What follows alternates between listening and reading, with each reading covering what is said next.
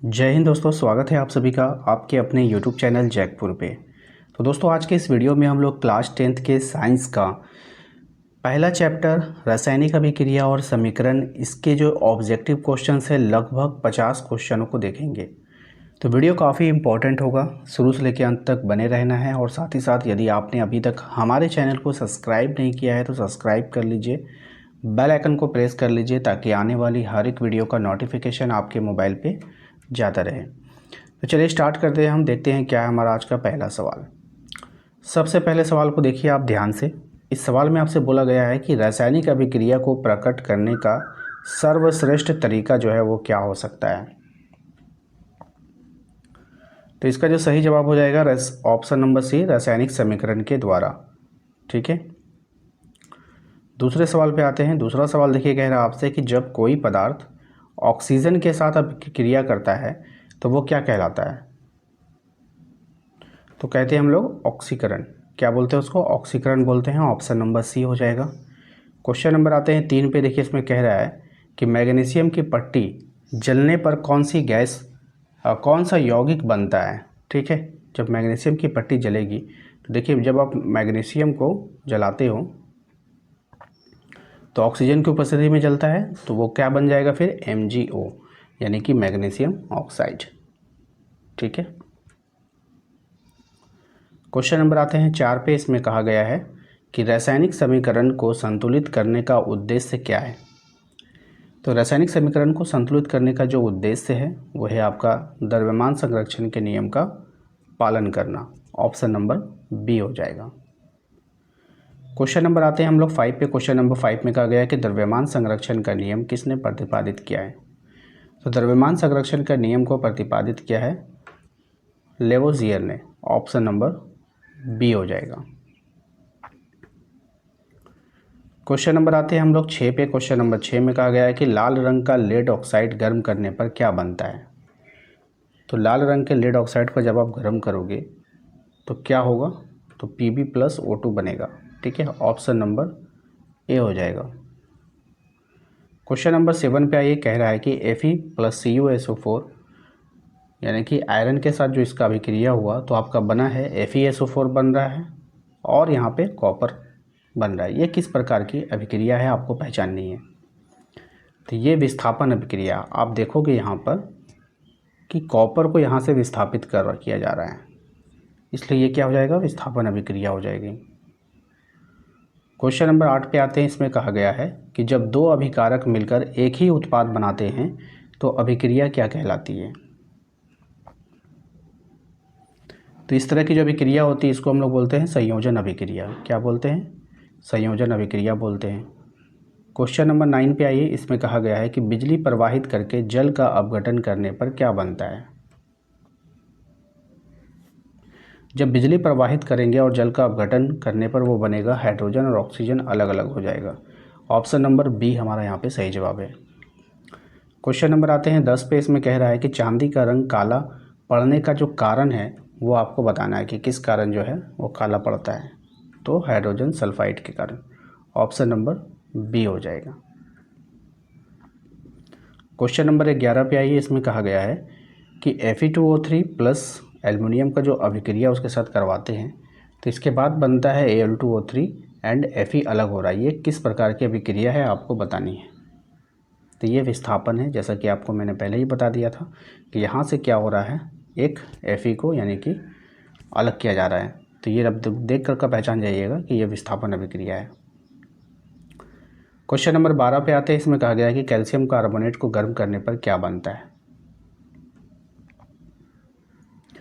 तो आप जब इसको गर्म करोगे तो कैल्शियम ऑक्साइड और कार्बन डाइऑक्साइड बनेगा। ऑप्शन नंबर ए हो जाएगा। क्वेश्चन नंबर आते हैं हम लोग 13 पे। इसमें कह रहा है आपसे कि नीले विलयन का यौगिक है। तो नीले विलयन वाला यौगिक इसमें से कौन है? तो कॉपर सल्फाइड, कॉपर सल्फेट। ठीक है, याद रखिएगा CuSO4। ऑप्शन नंबर ए हो जाएगा। क्वेश्चन नंबर आते हैं 14 में। FeSO4 को गर्म करने पर क्या मिलता है। जब आप इसको गर्म करोगे तो आपको क्या मिलेगा ये आपको बतानी है। तो यहाँ पे मिलेगा आपको option number A, Fe2O3 sulphur dioxide और SO3। ऑप्शन नंबर ए इसका सही जवाब है। क्वेश्चन नंबर आते हैं 15 में, कह रहा है कि वो अभिक्रिया जिसमें ऊष्मा निकलती है क्या कहलाती है। तो वैसी अभिक्रिया जिसमें ऊष्मा निकलती है उसको ऊष्माक्षेपी कहते हैं। ठीक है। क्वेश्चन नंबर आते हैं 16 पे, कह रहा है प्रकाश की उपस्थिति में होने वाली अभिक्रिया है, यानी कि इतना सारा रिएक्शन यहाँ पे दिया गया है, इनमें से कौन सा रिएक्शन है जो प्रकाश की उपस्थिति में होता है। तो यहाँ पे आपका ऑप्शन नंबर बी हो जाएगा इसका सही जवाब। क्वेश्चन नंबर आते हैं हम लोग 17 पे, कह रहा है कि जब आप जिंक को H2SO4 के साथ अभिक्रिया करवाते हो तो उसके बाद ZnSO4 बनता है और H2 अलग होता है, यह क्या है। ठीक है। तो यहाँ पर जो ये अभिक्रिया है ये आपका विस्थापन अभिक्रिया कहलाएगी। क्या कहलाएगा? विस्थापन अभिक्रिया कहलाएगा। क्वेश्चन नंबर आते हैं 18 पे, कह रहा है कि NaOH के साथ HCl का अभिक्रिया करवाने पर NaCl + H2O ये किसका उदाहरण है। तो ये जो उदाहरण है आपका उदासीनीकरण का उदाहरण है। ठीक है। अगले सवाल पे आते हैं। क्वेश्चन नंबर 19 में कह रहा है आपका बेकिंग सोडा का सूत्र आपको बताना है कि बेकिंग सोडा का जो सूत्र है वो क्या हो जाएगा। तो NaHCO3 ऑप्शन नंबर बी हो जाएगा। क्वेश्चन नंबर आते हैं 20 पे, इसमें कह रहा है कि Zn + CuSO4 का जब आप अभिक्रिया करवाओगे तो यहाँ पे ZnSO4 + Cu में कौन सा धातु अधिक सक्रिय है। ठीक है। राइट आंसर हो जाएगा आपका जिंक। यहाँ पे दो धातु आपको दिख रहा है, एक है आपका जिंक, एक है आपका कॉपर। तो यहाँ पे जिंक जो है धातु जो है वो अधिक सक्रिय धातु है। क्वेश्चन नंबर आता है 21 में, इसमें कह रहा है कि जंग लगना किसका उदाहरण है। अब जो ये जंग लग रहा है यहाँ पे क्या चीज़ का उदाहरण है। तो ऑक्सीकरण का उदाहरण है, option number C. Question number आते हैं 22 में, इसमें कह रहा है कि जंग का रासायनिक सूत्र आपको बतानी है। तो यह हो जाएगा आपका Fe2O3 × H2O। ठीक है, ये आपको याद रखनी है। नेक्स्ट आते हैं हम लोग अगले सवाल पे कि CaO + H2O का जब आप संयोजन कराओगे तो बनेगा CaOH2। तो ये जो है क्या, विस्थापन हुआ, संयोजन हुआ, अपचयन हुआ या फिर अपघटन हुआ। तो आप इसको देख कर के ही पहचान जाओगे कि ये जो अभिक्रिया हो रही है वो संयोजन हो रही है। इससे कोई भी दो प्रोडक्ट नहीं बन रहा है, एक ही प्रोडक्ट बन रहा है। यानी कि दो प्रोडक्ट को मिला करके एक प्रोडक्ट जब बनता है तो वो संयोजन में जाता है। ठीक है। क्वेश्चन नंबर आता है 24 में, कह रहा है कि जब किसी यौगिक का अपघटन प्रकाश के द्वारा किया जाए तो वो क्या कहलाता है।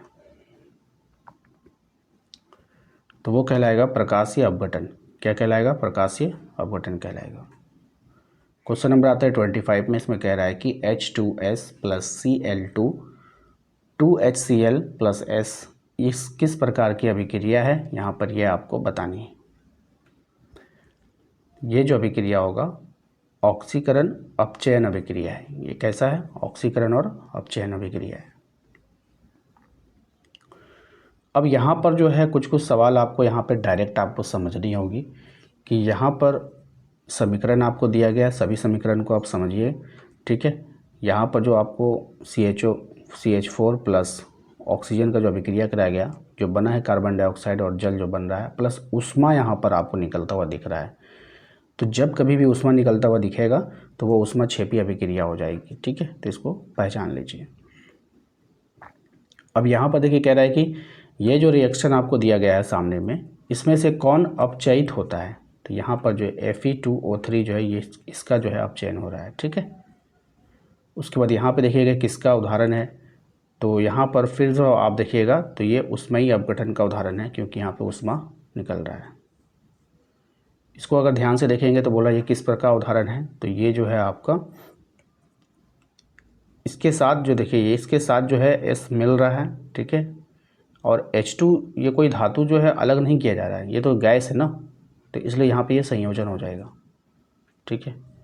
वह गैस जो चूने के पानी को दुधिया कर देती है वो कौन सी गैस है। तो कार्बन डाइऑक्साइड हो जाएगा। जब Fe को यानी लोहा को कॉपर सल्फेट के विलयन में डाला जाता है तो विलयन का रंग कैसा होगा, नीले से हरे में बदल जाता है। ठीक है, इसको भी आपको याद रखनी है। FeSO4 का रंग क्या होता है। तो हल्का हरा होता है।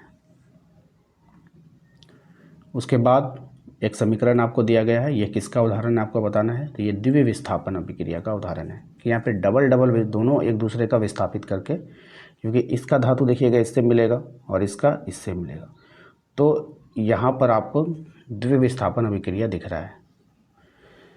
जल का विद्युत अपघटन किस अभिक्रिया का उदाहरण है, तो विद्युत अपघटन का उदाहरण है, ध्यान में रखना है। उसके बाद एक समीकरण आपको दिया गया है, ये किसका उदाहरण है, तो ये उदासीनीकरण का उदाहरण है। देखिए जहाँ कहीं भी जो है ना आपका यहाँ पे देखिएगा लवण बनेगा, NaCl जो और जल बनता है, तो वो आपका उदासीनीकरण अभिक्रिया में चला जाता है। उसके बाद फिर यहाँ पे देखिएगा ये भी आपका जो है दो प्रोडक्ट मिल रहा है, दो ही प्रोडक्ट बन रहा है और दोनों एक दूसरे का जो है एक दूसरे से कंप्रोमाइज़ करेंगे, एक इसमें जाएगा एक इसमें जाएगा, तो वो द्वितीय विस्थापन अभिक्रिया में आएगा। ठीक है, फिर यहाँ पे देखिए इसको कह रहा है कि लेड को जो गर्म करने पर क्या बनता है, तो यहाँ पर ये बनेगा, ये आप देख पा रहे हैं। उसके बाद फिर है आपका Fe को जब जल के साथ यानी लोहे को जब जल के साथ अभिक्रिया कराएंगे तो Fe3O4 + H2 किसका उदाहरण है, तो ऑक्सीकरण का उदाहरण है ना। लोहे में जंग लगना क्या होता है, ऑक्सीकरण का उदाहरण होता है। यदि किसी धातु की क्रियाशीलता अधिक हो तो वह क्या होगा, दूसरे धातु को उसके यौगिक से विस्थापित कर सकता है। नेक्स्ट यहाँ पे देखेंगे आप Zn का जो है जिंक का जब हम अभिक्रिया कराएंगे HCl के साथ, तो यहाँ पर जो है कौन सा तत्व अपचयित हुआ है, तो हाइड्रोजन जो है वो अपचयित हुआ है। यहाँ पे देखिएगा इसमें पूछा है Mg का क्या हुआ है, तो Mg का क्या हुआ है, ऑक्सीकरण हुआ है। Mg का क्या हुआ है, यहाँ पर ऑक्सीकरण हुआ है। ठीक है, कह रहा है इनमें से कौन सा तत्व जो है उपचयित हो रहा है, तो देखिए यहाँ पे उपचयित होने वाला तत्व कौन है, तो Zn यानी कि जिंक, यानी ऑक्सीजन से उसको जिसको हटाया गया। AgCl प्रकाश में किस रंग का होता है, तो धूसर यानी कि ग्रे रंग का होता है। CaO को क्या कहते हैं, तो क्विक लाइम, सजीव चूना। ठीक है, NaOH को क्या कहा जाता है, कास्टिक सोडा बोलते हैं इसको हम लोग। ठीक है, ध्यान में रखना है सभी को। CaOH2 को क्या कहते हैं, तो साल्ट लाइम कहते हैं। उसके बाद फिर एक अभिक्रिया दिया है HgO का Hg+O2 में विभाजित हो रहा है, तो ये उसमें ही अपघटन अभिक्रिया है। ठीक है, ध्यान में रखना है।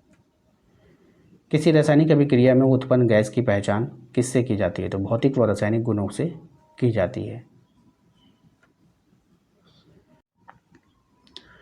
नेक्स्ट है आपका 49 में, इसमें कहा गया है कि FeSO4 को गर्म करने पर क्या प्राप्त होगा, तो SO2 और SO3 प्राप्त होता है।